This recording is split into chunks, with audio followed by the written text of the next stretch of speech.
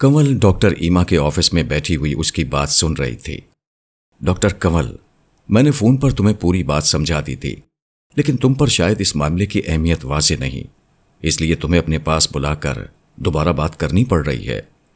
جی، میرا خیال یہی تھا اور ہے کہ کسی مریض کو اگر فزیو تھراپی کی خدمات چاہیے تو ہزاروں لوگ موجود ہیں جو یہ کام کر سکتے ہیں۔ مجھ پر تو پہلے ہی بہت ذمہ داریاں ہیں، میں کسی ایک مریض کے لیے ان کو چھوڑ کر کیسے جا سکتی ہوں؟ اس سے تو ہمارے ہسپتال کا نقصان ہوگا۔ کنول نے اپنے اسی نقطہ نظر کی وضاحت کی جو وہ فون پر ڈاکٹر ایما کے سامنے بیان کر چکی تھی کہ کسی ایک مریض کو دیکھنے وہ اس کے گھر نہیں جائے گی۔ ڈاکٹر کنول، یہی مسئلہ ہے جسے تم ایک مریض سمجھ رہی ہو، وہ مسٹر اینڈرسن کا بیٹا ہے۔ مسٹر اینڈرسن اپنے بیٹے کے لیے بہترین سے کم کچھ نہیں چاہتے، تم ہی وہ بہترین ہو۔ میں تمہاری صلاحیت اور قابلیت کا معترف ہوں، میں تمہاری صلاحیت اور قابلیت کی معترف ہوں، اسی لیے میں نے مسٹر اینڈرسن کو تمہارا نام دیا ہے۔ رہا ہسپتال کا نقصان تو یہ تمہارا مسئلہ نہیں، تمہیں وہاں جانا ہوگا۔ ڈاکٹر ایما نے فیصلہ کن طور پر اپنی بات کہہ دی۔ کنول کو اندازہ تھا کہ وہ بہرحال ہسپتال کی ایک ملازم ہے، وہ بات نہیں مانے گی تو اسے ملازمت چھوڑنی ہوگی جو وہ کرنا نہیں چاہتی تھی۔ اس کو خاموش دیکھ کر ڈاکٹر ایما اپنی کرسی سے اٹھی اور اس کے پاس آ کر اس کے کندھے پر ہاتھ رکھ کر نرمی سے بولی، وہاں بھی ایک مریض ہی تمہارا منتظر ہے، جوان آدمی ہے مگر قابل رحم حالت میں ہے۔ تم مریض کی فائل دیکھ چکی ہو، اگر کوئی اور اس کی مدد کر سکتا تو میں تم سے نہیں کہتی، جاؤ، اسے تمہاری مدد کی ضرورت ہے۔ ڈاکٹر ایما نے اس کے جذبہ رحم کو اپیل کیا، اس نے ہتھیار ڈال دیے۔ ٹھیک ہے، میں تیار ہوں۔ کنول کی بات پوری ہوئی تھی کہ ڈاکٹر ایما کی میز پر رکھے فون کی گھنٹی بجی۔ اس نے فون اٹھایا اور دوسری طرف کی بات سن کر کنول سے کہا، مسٹر اینڈرسن نے گاڑی بھیج دی ہے، ڈرائیور باہر تمہارا منتظر ہے۔ اس کی بات پر کنول گردن ہلاتے ہوئے اٹھ گئی۔ تھوڑی دیر بعد وہ پارکنگ میں تھی۔ اس کے وہاں پہنچتے ہی اس کے سامنے جہازی سائز کی ایک چمکتی دمکتی گاڑی آ کر ٹھہر گئی۔ اس کا باوردی ڈرائیور باہر نکلا اور ادب سے اس سے دریافت کیا، کیا آپ ڈاکٹر کنول ہیں؟ اس نے گردن ہلائی تو ڈرائیور نے عقبی نشست کا دروازہ کھول دیا۔ وہ اندر بیٹھ گئی۔ ڈرائیور اپنی نشست پر بیٹھا اور گاڑی روانہ ہو گئی۔ مختلف سڑکوں سے گزرتی ہوئی شہر سے ذرا باہر ایک سڑک پر مڑ گئی۔ اس سڑک کے دونوں طرف درخت لگے ہوئے تھے۔ کچھ ہی دیر میں گاڑی فصیل کی طرح بلند دیواروں میں لگے آنی گیٹ کے سامنے پہنچ گئی۔ محسوس ہوتا تھا کہ یہ سڑک اسی گھر تک آنے کے لیے بنائی گئی تھی۔ گاڑی کے پہنچتے ہی مستعد گارڈز نے آنی گیٹ کے دونوں دروازے کھول دیے۔ گاڑی اندر داخل ہوئی تو سامنے کوئی گھر نہ تھا، بلکہ پختہ سڑک درختوں کے ایک جنگل میں داخل ہو گئی۔ سڑک کے دونوں طرف درختوں کی ایک دنیا تھی، بیچ میں کہیں کہیں چھوٹی جھیلیں اور تالاب بھی بنے ہوئے تھے۔ ایک جگہ پہنچ کر ایک اور گیٹ آیا جو بلند آہنی جنگلے کے اندر داخل ہونے کا واحد داخلی راستہ تھا۔ گاڑی کئی ایکڑ پر پھیلی رہائش گاہ کے اس مرکزی دروازے سے اندر داخل ہو گئی۔ محل جیسی مرکزی عمارت تک پہنچنے سے پہلے گاڑی دور تک پھیلے وسیع و عریض لان کے ساتھ بنی پختہ سڑک پر چلتی گئی۔ عمارت کے داخلی دروازے پر پہنچ کر گاڑی رکی۔ باوردی ڈرائیور نے اتر کر پچھلی نشست کا دروازہ کھولا تو کنول باہر نکلی۔ اس نے ارد گرد نظر ڈالی، ہر طرف عمارت اور شان و شوکت کا ظہور تھا۔ کنول کو لگا کہ وہ قدیم زمانے کے کسی راجا کے محل کے باہر کھڑی ہو۔ وہ اپنی جگہ کھڑی یہ شان و شوکت دیکھ رہی تھی کہ سوٹ پہنے ہوئے ایک آدمی اس کی طرف بڑھا اور اپنا تعارف کراتے ہوئے بولا، میرا نام اسٹیون ہے، میں مسٹر اینڈرسن کا سیکرٹری ہوں، وہ آپ کے منتظر ہیں۔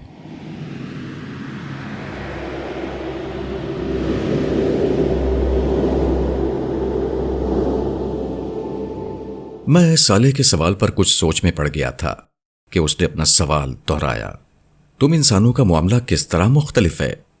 میں گہری سانس لے کر اسے سمجھانے لگا، ہمیں اللہ کا حکم اس طرح نہیں ملے گا کہ کیا کرنا ہے اور کیا نہیں کرنا، بس ایک بات کہہ دی جائے گی، اس کے بعد ہمیں خود سمجھنا ہوگا کہ اس بات سے اللہ تعالیٰ کی منشا کیا ہے، وہ کیا چاہتے ہیں، پھر اس منشا کو پورا کرنے کے لیے تمام فیصلے خود اپنی عقل، شعور اور اس فطرت کی بنیاد پر کرنے ہیں جو اللہ تعالیٰ نے ہمارے اندر ودیعت کر دیے ہیں۔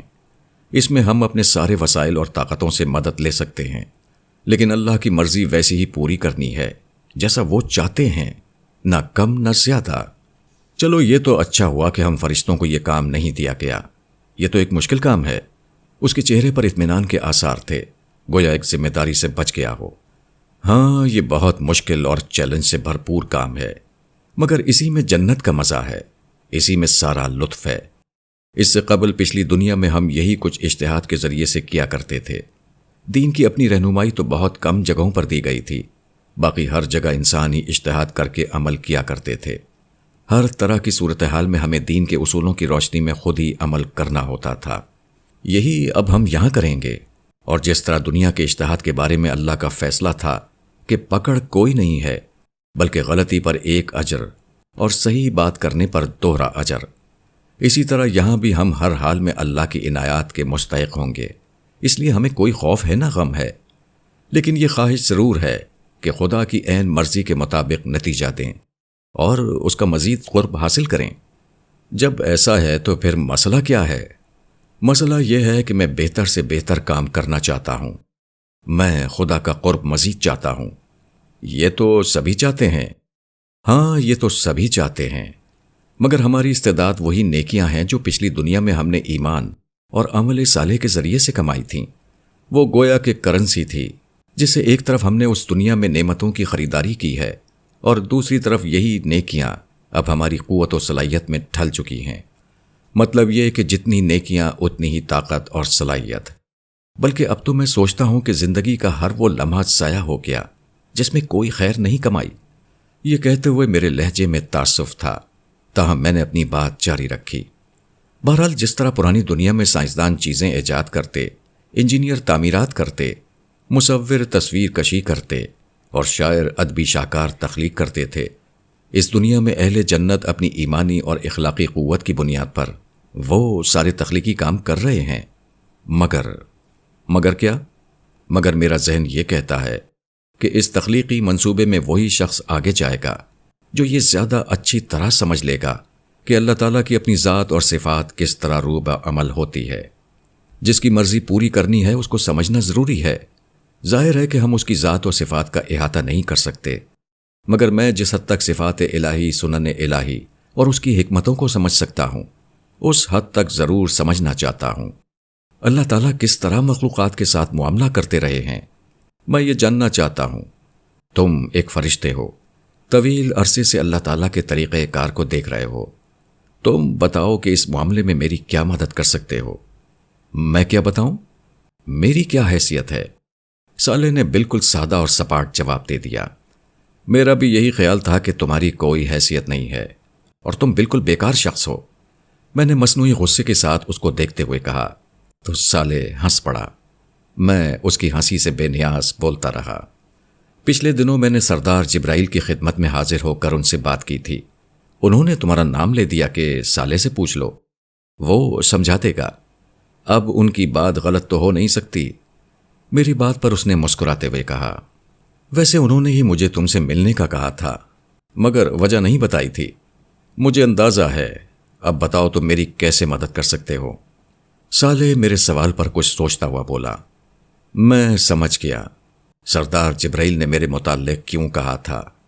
تم ایک کام کرو، واپس ماضی کی دنیا میں جاؤ اور دیکھو کہ اللہ تعالیٰ نے یہ موجودہ تخلیقی منصوبہ کس اصول پر بنایا تھا۔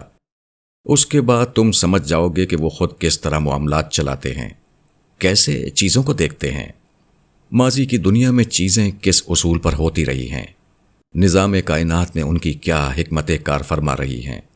تمہارا مطلب ہے پچھلی دنیا میں؟ نہیں، پچھلی دنیا مراد نہیں ہے، بلکہ وہ وقت مراد ہے جب اللہ تعالیٰ کا موجودہ تخلیقی منصوبہ شروع ہوا۔ میں وہاں کیسے جاؤں؟ میں تو اس کے بارے میں کچھ نہیں جانتا۔ سردار عبداللہ، تم سب کچھ کر سکتے ہو، تمہیں صرف حکم دینے کی ضرورت ہے۔ پچھلی دنیا ہو یا اس سے قبل کے واقعات، ہر چیز تمہارے سامنے اسی طرح آ جائے گی جس طرح اس وقت میں تمہارے سامنے بیٹھا ہوا ہوں۔ چلو ذرا کوشش کرو۔ صالح کی بات پر میں نے دل میں سبحان اللہ کہتے ہوئے اپنا ہاتھ بلند کیا۔ جنت میں اپنی طاقت کی بنیاد پر جب مجھے کچھ کرنا ہوتا تھا تو میں اس کا ارادہ کر کے یہی الفاظ کہا کرتا تھا۔ ہاتھ بلند کرتے ہی ماضی کی جو چیزیں میرے ذہن میں تھیں وہ ایک زندہ حقیقت کے طور پر میرے سامنے آ گئیں۔ میرے سامنے گویا ایک کھڑکی سی کھل گئی تھی جس میں میں ماضی کو دیکھ رہا تھا۔ اس ماضی کی سب سے خوبصورت اور سب سے روشن تصویر نائمہ میرے سامنے تھی۔ میں محصور کن انداز میں نائمہ کو دیکھے جا رہا تھا۔ یہ شادی کے ابتدائی دنوں والی نائمہ تھی، جو موجودہ جنتی نائمہ جیسی حسین تو نہ تھی، مگر اس پرانی نائمہ کے ساتھ میری اتنی یادیں وابستہ تھیں کہ میں ٹکٹکی باندھے اسے دیکھتا رہا۔ میں اسی حال میں تھا کہ میرے کانوں میں سالے کی آواز آئی، نائمہ کو تو تم جب چاہو دیکھ لینا، میں تمہیں کچھ اور دکھانا چاہتا ہوں۔ میں نائمہ کو نہیں، اپنے ماضی کو دیکھ رہا ہوں۔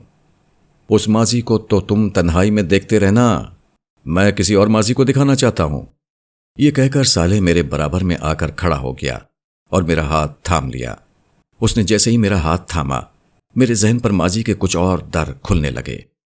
اس کے ساتھ سالے کی آواز میرے کانوں میں آئی، عبداللہ، میری اور تمہاری رقابت بہت پرانی ہے، پچھلی دنیا سے بھی پرانی۔ ہماری رفاقت اس وقت کی ہے جب تم کو اللہ تعالیٰ نے پہلی دفعہ پیدا کیا تھا۔ عہد الست میری زبان سے بے اختیار نکلا۔ ہاں، اب تم دیکھو وہاں کیا ہوا تھا۔ تمہاری زندگی کا بلکہ ہر شخص کی زندگی کا اصل فیصلہ اس وقت ہو رہا تھا۔ اسی میں تمہارے ہر سوال کا جواب ہے۔ اس وقت کو سمجھ لوگے تو بہت کچھ سمجھ میں آ جائے گا۔ پروردگار عالم کی صفات کا بہت کچھ شعور تمہیں ہو جائے گا۔ تم جان لوگے کہ اللہ تعالیٰ انتہائی عادل، کریم اور رحیم، مگر سب کچھ جاننے والے اور پوری قدرت والے ہیں۔ وہ اپنے بندوں پر رائی کے دانے کے برابر بھی ظلم کرنے والے نہیں۔ ہاں، وہ ایک زبردست صاحب علم بادشاہ ضرور ہیں، وہ سب سے بڑے بادشاہ ہیں، وہی ہم سب کے رب ہیں۔ پھر تمہیں اس رب کی معرفت حاصل ہو جائے گی جو رحیم، کریم، حکیم، علیم اور عادل ہے۔ وہ قادر مطلق ہے، وہ مختار کل ہے۔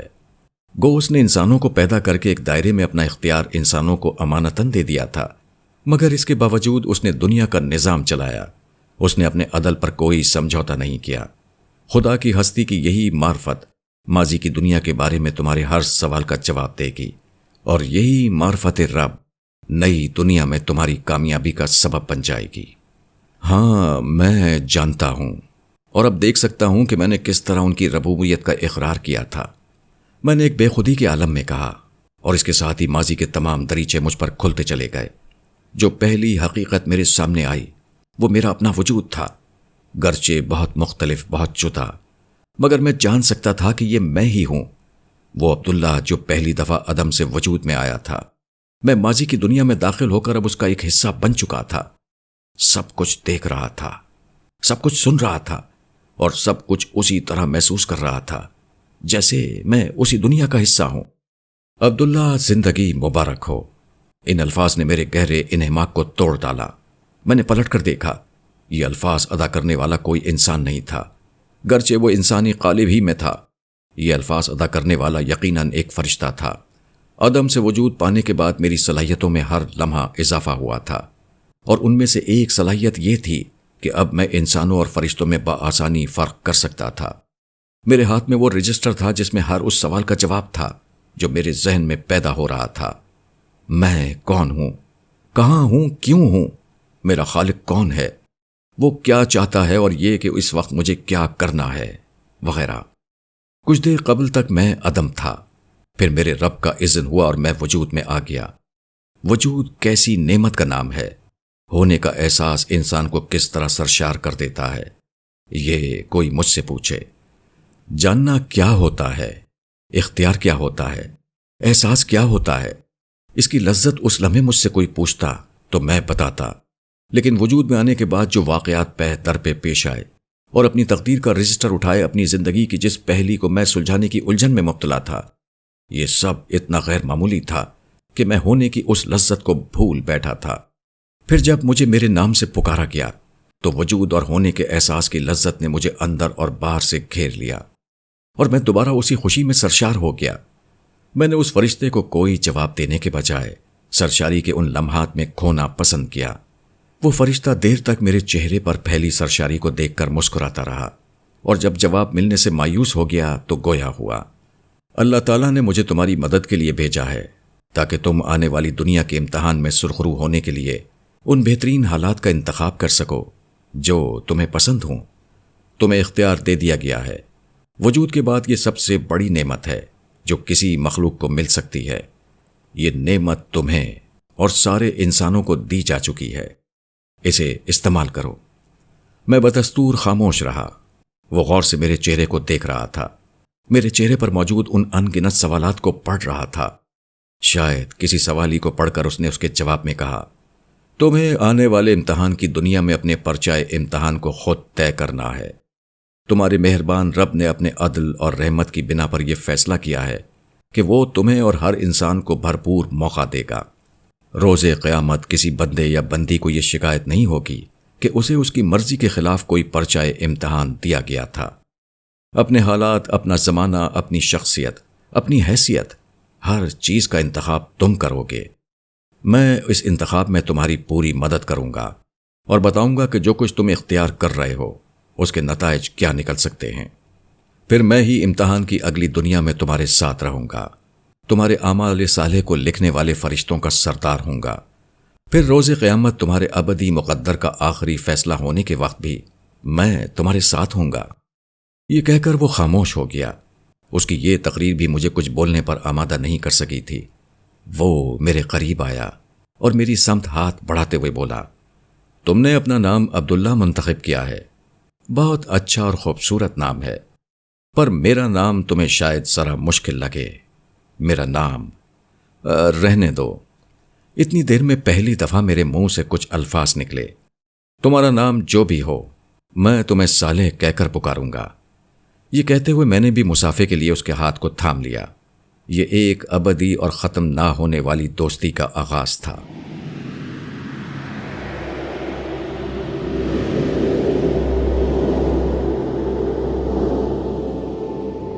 کنول اینڈرسن کے سیکرٹری کی معیت میں اندر کی سمت چلتی۔ ایک وسیع ہال سے گزر کر اسٹیون ایک کمرے تک پہنچا اور دروازے پر دستک دی۔ کچھ توقف کے بعد وہ اندر داخل ہوا۔ کنول بھی اس کے پیچھے اندر داخل ہو گئی۔ کمرہ انتہائی قیمتی اور نفیس فرنیچر سے مزین تھا۔ یہ کسی گھر کے بجائے ایک آفس کا کمرہ لگ رہا تھا۔ ٹیبل کے پیچھے ایک بڑی عمر کا شخص بیٹھا تھا جس کے چہرے پر جھریوں کے آثار ظاہر تھے۔ عمر 70 برس کے لگ بھگ تھی۔ چہرے پر گہری سنجیدگی اور نگاہوں میں عقاب جیسی تیزی تھی۔ اس نے اوپر سے نیچے تک کنول کا جائزہ لیا اور پھر اسے بیٹھنے کا اشارہ کیا۔ میرا نام اینڈرسن ہے۔ اس کے کچھ کہنے سے قبل ہی کنول کو اندازہ ہو چکا تھا کہ اس کے سامنے وہی اینڈرسن بیٹھا ہے جس کے بارے میں ڈاکٹر ایما نے اسے بتایا تھا۔ اینڈرسن نے اس کی طرف سے کسی جواب کا انتظار کرنے کے بجائے اپنی بات کا سلسلہ جاری رکھا۔ تمہیں ڈاکٹر ایما نے سب کچھ بتا دیا ہوگا۔ جی، انہوں نے مجھے مریض کے بارے میں ساری تفصیلات بتا دی تھیں۔ مسٹر جوزف کی میڈیکل فائل بھی میں نے دیکھ لی تھی۔ مجھے بھی تمہارے بارے میں سب کچھ معلوم ہے۔ تم اپنے شعبے کی ماہر ہو۔ مجھے اپنے بیٹے کی حالت ہر صورت میں بہتر چاہیے۔ میں اپنی بہترین کوشش کروں گی۔ میرے بیٹے کو دن میں 3 دفعہ فزیو تھراپی کی ضرورت ہے۔ اس کے لیے ضروری ہے کہ تم یہیں پر قیام کرو۔ تمہیں تمہاری موجودہ تنخواہ سے 3 گنا زیادہ تنخواہ ملے گی۔ ضرورت کی ہر چیز فراہم کی جائے گی۔ کنول نے منہ کھول کر کچھ کہنا چاہا مگر اینڈرسن نے اسے بولنے کا موقع نہیں دیا۔ مجھے معلوم ہے تم اکیلی رہتی ہو، تمہارا دنیا میں کوئی نہیں ہے، اس لیے تمہیں یہاں آنے میں کوئی مسئلہ نہیں ہونا چاہیے۔ کنول کچھ بولنا چاہتی تھی کہ اینڈرسن نے ہاتھ کے اشارے سے اسے روکتے ہوئے کہا، دیکھو ڈاکٹر، میری زندگی کے دن ختم ہو رہے ہیں۔ میں کینسر کے آخری اسٹیج پر ہوں۔ مجھے اپنی موت سے پہلے اپنا بیٹا تندرست چاہیے۔ تم یہ کر سکتی ہو اور تمہیں یہ کرنا ہوگا۔ تم نے یہ کر دیا تو تمہیں تمہارے خواب و خیال سے زیادہ انعام ملے گا۔ یہ کہہ کر اینڈرسن خاموش ہوا تو کنول نے ٹھہر ٹھہر کر بولنا شروع کیا۔ میرے لیے پیسے سے زیادہ اہم انسانی زندگی ہے۔ میڈیکل کا پیشہ میرے لیے عبادت ہے۔ میں اپنا انعام اللہ سے چاہتی ہوں اور سب کچھ اسی کے لیے کرتی ہوں، مگر مستقل یہاں رہنا۔ کنول نے اپنی بات ادھوری چھوڑ دی۔ وہ اینڈرسن کی بیماری کا سن کر کچھ تذبذب میں آ گئی تھی۔ اس کے سوا کوئی چارہ نہیں ہے۔ تم یہاں محفوظ ہو، جب چاہو گی جہاں چاہو گی جا سکو گی۔ ایک ڈرائیور اور گاڑی ہمیشہ تمہارے ساتھ رہے گا۔ رہنے کے لیے الگ کمرہ اور ایک خادمہ تمہاری ہر خدمت کے لیے موجود ہوگی۔ تمہیں یہاں ہر سہولت ملے گی۔ میرا بیٹا میری جان ہے۔ میں اپنی جان تمہارے حوالے کر رہا ہوں۔ مجھے امید ہے کہ تم مجھے مایوس نہیں کرو گی۔ ٹھیک ہے، میں اپنی بھرپور کوشش کروں گی۔ کنول نے ہتھیار ڈال دیے، مگر اسے نہیں معلوم تھا کہ یہ فیصلہ اس کی زندگی اور اس کے ساتھ کسی اور کی زندگی کو ہمیشہ کے لیے بدلنے جا رہا ہے۔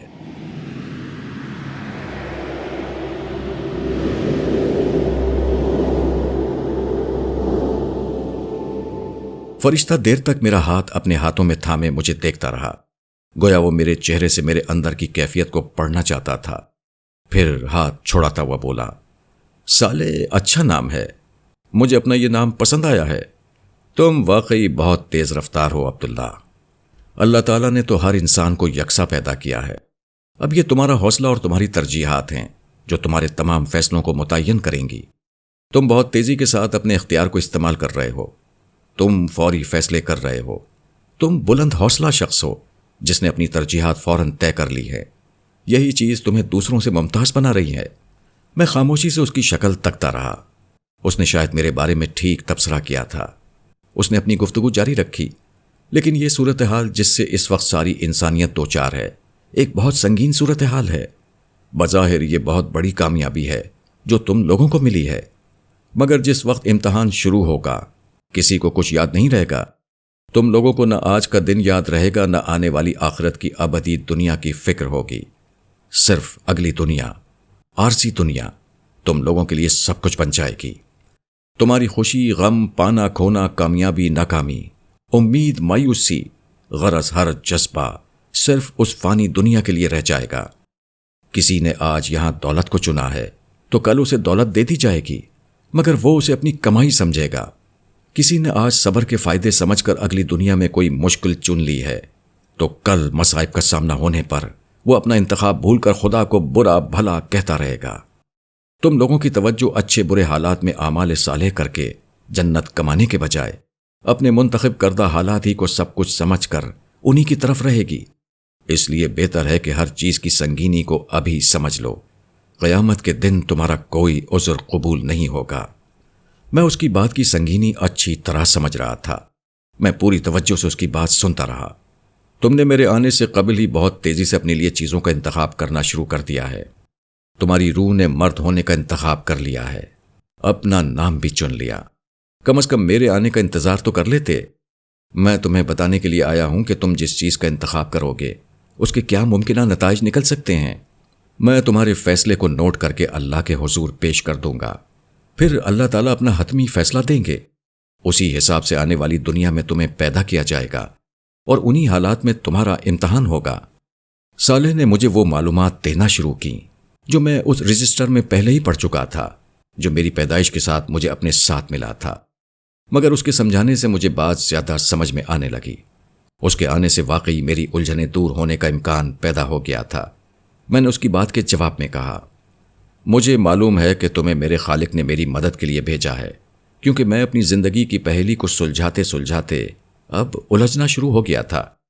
مجھے سمجھاؤ کہ یہ سب کچھ کیا ہے؟ میرے سوال پر صالح نے مجھے سمجھانا شروع کیا۔ ہاں، میں اسی لیے آیا ہوں۔ پہلے تو یہ سمجھ لو کہ جو کچھ تم انتخاب کر چکے ہو اس کا مطلب کیا ہے۔ تم نے مرد بننا پسند کیا ہے، یہ بظاہر اچھی چیز ہے، یہ بظاہر طاقت کی علامت ہے، مگر اس کا مطلب ہے سراسر ذمہ داری۔ اس کا مطلب یہ ہے کہ تمہیں کاروبار زندگی کی، دوسروں کی اور خاص کر صنف مخالف یعنی عورتوں کی ذمہ داری اٹھانی ہوگی۔ تمہارے پاس ان پر ظلم کرنے کا بھرپور موقع بھی ہوگا۔ وہ تمہاری قوت کے سامنے زیادہ مزاحمت نہیں کر سکیں گی، مگر یہ کرو گے تو اپنے اختیار کا غلط استعمال کرو گے اور پھر نتیجے کے طور پر خدا کے مجرم کہلاؤ گے۔ اس کے نتائج قیامت کے دن انتہائی خوفناک نکلیں گے، کیونکہ ظلم خدا کے اس منصوبے میں ناقابل معافی جرائم میں سے ایک ہے۔ اسی طرح ایک دوسرا مسئلہ جس کا تم کو بحیثیت مرد سامنا کرنا ہوگا وہ یہ ہے کہ تم عورتوں میں غیر معمولی کشش محسوس کرو گے۔ یہ خدا کی اسکیم کا حصہ ہے کہ وہ خاندان اسی اصول پر بنانا چاہتا ہے کہ مرد عورتوں میں کشش محسوس کریں اور مردوں کی ضرورت بن جائیں۔ اس کے جواب میں مرد ان کی ذمہ داریاں اٹھائیں گے، مگر اس کے ساتھ ہی عورتیں تمہارے لیے زبردست فتنہ بھی بن سکتی ہیں۔ تم بدکاری کا شکار ہو سکتے ہو، تم گناہوں میں مبتلا ہو سکتے ہو، پھر مزید یہ کہ عورتوں پر جذبات غالب رہیں گے۔ تم اگر ان کے جذبات کے اسیر ہو گئے تو تم ان کے اثر میں آ کر کوئی بھی غلط قدم اٹھا سکتے ہو۔ ان تمام چیزوں کے بہت برے نتائج نکلیں گے۔ اس لیے کسی دھوکے میں نہ رہنا کہ مرد ہونا خدا کی اس اسکیم میں زیادہ فائدے کا باعث ہے۔ اس میں ذمہ داریاں اور خطرات دونوں بہت زیادہ ہیں۔ اور عورتوں کے لیے؟ ان کے لیے یہ زیادہ آسان امتحان ہے، کیونکہ جس امتحان میں لوگ ڈالے جا رہے ہیں اس میں کمزور ہونا زیادہ محفوظ راستہ ہے، کیونکہ عورتیں کمزور ہونے کی بنیاد پر مردوں کے ماتحت رہیں گی۔ ماتحت پر ذمہ داری کم ہوتی ہے۔ کم ذمہ داری کا مطلب کم پکڑ ہے، اسی طرح طاقت بھی کم ہوگی۔ کم طاقت کا مطلب کم زیادتی، اور اس کا مطلب ہے کہ پکڑ کا کم امکان ہوگا۔ بہت ہوا تو ساری زندگی ظلم ہوگا، مگر خدا کی اسکیم میں چند روزہ دنیا میں ظلم سہنا بہت آسان ہے، مگر ظلم پر صبر کا بدلہ بے پناہ ہے۔ ویسے یہ کوئی ضروری نہیں کہ عورتوں پر ظلم ہی ہو، وہ ظالم بھی ہو سکتی ہیں، اور بہت ہوں گی بھی جو ظلم کریں گی۔ تو کیا عورتیں مردوں میں کشش نہیں محسوس کریں گی؟ کریں گی، لیکن اس طرح نہیں جس طرح مرد عورتوں میں محسوس کرتے ہیں۔ مرد عورت کی ضرورت ہوں گے، لیکن عورتیں مردوں کے لیے ضرورت سے بڑھ کر لذت کا مرکز بنیں گی، اور مرد بڑی تعداد میں اسی وجہ سے مار کھا جائیں گے۔ عورت ہونے کے کچھ اور مسائل اور بھی ہیں۔ ہر ماہ کچھ نسوانی تکالیف سے گزرنا ہوگا، مگر اس کا بھی اجر ہوگا۔ ماں بننے کی تکلیف، بچے پالنے کی تکلیف، مگر ان سب کا بھی اجر ہوگا۔ اس کا مطلب ہے کہ عورت ہونا زیادہ فائدہ مند ہے، بہت زیادہ اجر نسبتاً کم تر درجے کی تکلیف اٹھا کر ملے گا۔ ہاں، مگر مسئلہ یہ ہے کہ جس وقت تم لوگ حالت امتحان میں ہوگے، کسی کو یہ باتیں یاد نہیں رہیں گی، اور اس امتحان میں مسئلہ صرف عورت یا مرد بننا ہی نہیں ہے، بلکہ اور بھی ان گنت عوامل ہیں جن کا فیصلہ تم نے کرنا ہے۔ شخصیت، حالات، زمانہ، ماحول اور بہت سی چیزیں ہیں جن کا انتخاب ایک طویل اور پیچیدہ عمل ہے۔ اسی لیے ہم فرشتے ہر شخص کو بتا رہے ہیں کہ کسی بھی چیز کا نتیجہ کیا نکلے گا۔ سوچ سمجھ کر انتخاب کرو، کیونکہ تمہارا امتحان انہی چیزوں کے درمیان میں لیا جائے گا۔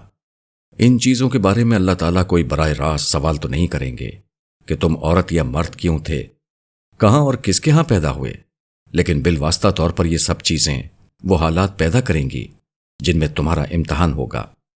پروردگار نے اگر تمہیں اختیار دے کر اچھے برے اعمال کا حق دیا ہے تو وہ ان معاملات میں بھی کوئی زبردستی نہیں کرنا چاہتے۔ اپنے امتحان کے حالات چننا بھی تمہارا اختیار ہے، تاکہ کل قیامت کے دن خدا سے یہ نہ کہو کہ مجھے دوسرے حالات میں پیدا کر دیتے تو میں بہتر عمل کر لیتا، کیونکہ روز قیامت امتحان کے لیے واپس پرانی دنیا میں بھیجا جانا کوئی انتخابی نہیں ہے۔ اختیار اور انتخاب آج کرنا ہے، یہ موقع دوبارہ نہیں ملے گا۔ اب بتاؤ کیا فیصلہ ہے؟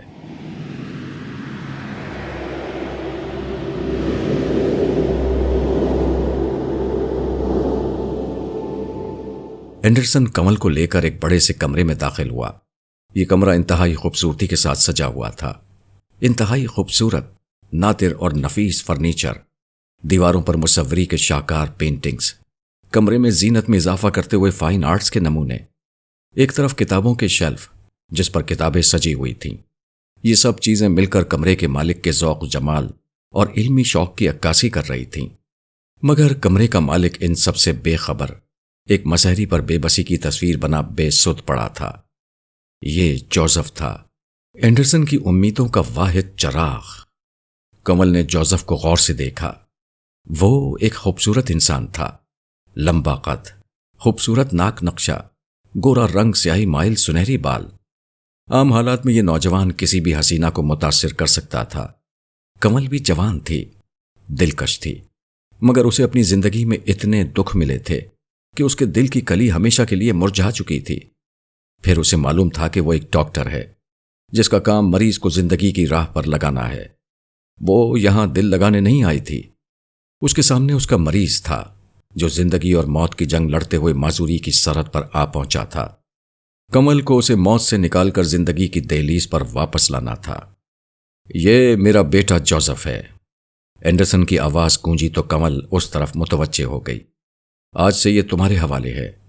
تمہیں اس کی فزیوتھراپی ہی نہیں کرنی، اس میں زندگی کی امید پیدا کرنی ہے، اس میں جینے کی امنگ پیدا کرنی ہے۔ تم اس کی مالج ہی نہیں، اس کی دوست بھی بنو گی۔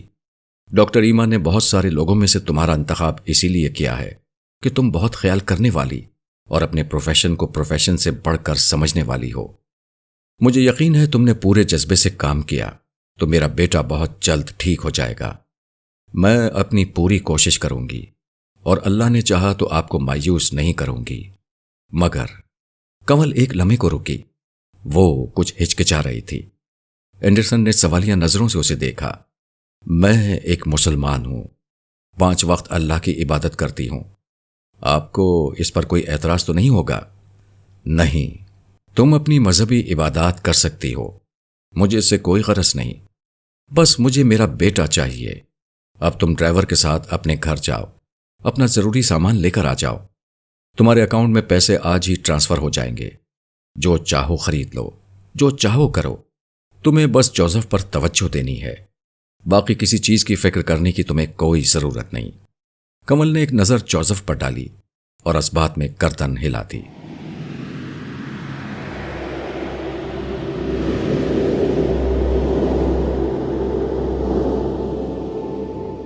صالح میرا فیصلہ مانگ رہا تھا، مجھے اس کا جواب دینے کے لیے سوچنا نہیں پڑا۔ میں نے بلا توقف اپنا فیصلہ سنا دیا۔ میں اپنے فیصلے پر قائم ہوں، مجھے خدا کے لیے جنگ کرنا ہے۔ ساری زندگی لوگوں کو خدا کی مرضی اور منصوبے سے آگاہ کرنا ہے۔ اس کے لیے میرا مرد ہونا زیادہ بہتر ہے۔ تمہارے ساتھ یہی مسئلہ ہے، تم نے اس امتحان میں اترنے کے لیے سب سے مشکل پرچہ اٹھا لیا ہے۔ تم خدا کے نمائندے کے طور پر دنیا میں کھڑا ہونا چاہتے ہو۔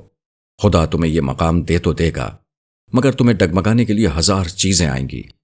اگر تم اپنی جنگ ہارے تو یاد رکھنا، خداوند دو عالم تم کو قیامت کے دن عبرت کا نشان بنا دے گا، اور جیتے تو عزت کا وہ مقام دے گا جس کا تم تصور بھی نہیں کر سکتے۔ صالح نے مجھ پر اچھی طرح واضح کر دیا تھا کہ میں نے ایک آخری درجے کی ذمہ داری اپنے سر لے لی ہے، مگر میں اپنے فیصلے میں دو ٹوک تھا۔ میں نے بولنا شروع کیا۔ میں تمہیں بتانا چاہتا ہوں کہ میں نے جب سے شعور حاصل کیا ہے، مجھے اپنے ہونے میں اتنا مزہ آ رہا ہے کہ کچھ حد ہی نہیں۔ ہونا، چیزوں کو محسوس کرنا، دیکھنا، بولنا، سمجھنا، اختیار رکھنا اور جنت کا امیدوار ہونا، یہ سب کچھ اتنا غیر معمولی تجربہ ہے کہ میں بیان نہیں کر سکتا۔ پھر میں نے اس ہستی کے بارے میں سوچا جس نے یہ سب کچھ مجھے دیا، تو میرا دل اس کی محبت سے سرشار ہو گیا۔ میں نے اس کی صفات کو سمجھنا شروع کیا، اس پر غور کرنا شروع کیا۔ اس نے میرے لیے کیسا عظیم موقع تخلیق کر دیا ہے جو کسی مخلوق کو نہیں ملا، وہ مجھے پیش کیا جا رہا ہے۔ میں ایسا عظیم موقع کیسے چھوڑ دوں؟ میں ایسے مہربان رب کے لیے کیوں نہ زندگی لگا دوں؟ اس لیے میں نے طے کیا ہے کہ میں ساری زندگی اس کے لیے وقف کر دوں گا، اپنی ہر سانس اس کے لیے لگا دوں گا۔ یہ کہتے ہوئے میں جذبات کی شدت سے لرز رہا تھا، مگر صالح نے میری ساری تقریر کو نظر انداز کر کے مجھے اپنے فیصلے کے ممکنہ خوفناک نتائج سے آگاہ کرنا اپنا فرض سمجھا۔ عبداللہ، آج کے دن یہ تقریر کرنا بہت آسان ہے۔ کل جب تم دنیا میں بھیجے جاؤ گے تو اس راہ پر چلنے کے جو نتائج نکلیں گے اس سے تمہاری چیخیں نکل جائیں گی۔ میرا مشورہ یہ ہے کہ اتنے خطرات مت مول لو، ذرا اپنے چاروں طرف دیکھو۔ اس کے کہنے پر میں نے ارد گرد دیکھا، ہر سمت لوگ موجود تھے۔ انسانوں کا ایک ٹھاٹھے مارتا سمندر تھا جو ہر طرف چھایا ہوا تھا۔ سب لوگ سر جھکائے اپنے اپنے پرچہ امتحان کو طے کر رہے تھے۔ ہر طرف فرشتے ان کی رہنمائی کر رہے تھے۔ سب کو معلوم تھا کہ یہ وقت کی لامحدود مدت میں ملنے والا ایک عظیم موقع ہے، لائف ٹائم چانس۔ ان سب کی لاٹری نکل چکی تھی، بس ایک امتحان ہی دینا تھا۔ اس امتحان میں کامیاب ہو گئے تو بادشاہی، عیش، مزے اور ختم نہ ہونے والی زندگی کا لطف تھا۔ میں انسانوں کے اس عظیم اجتماع کا جائزہ لے رہا تھا کہ میرے کانوں میں صالح کی آواز گونجی، عبداللہ، ان لوگوں میں سے ہر شخص جنت کی کامیابی کا امیدوار ہے، مگر سب کو معلوم ہے کہ دوسرا نتیجہ جہنم کا بدترین عذاب ہے۔ اس لیے زیادہ تر لوگ اس پر مطمئن ہو چکے ہیں کہ کوئی آسان سا پرچہ اٹھا لیں جس میں پکڑ کا امکان کم سے کم اور کامیابی چاہے بہت چھوٹی صحیح مگر اس کا امکان زیادہ ہو، کیونکہ جنت کی چھوٹی کامیابی بھی دراصل بہت بڑی کامیابی ہے۔ یہی سب سے زیادہ محفوظ راستہ ہے۔ مگر تم نے تو جنت کے اعلیٰ ترین درجوں کے لیے لڑنے کا فیصلہ کیا ہے۔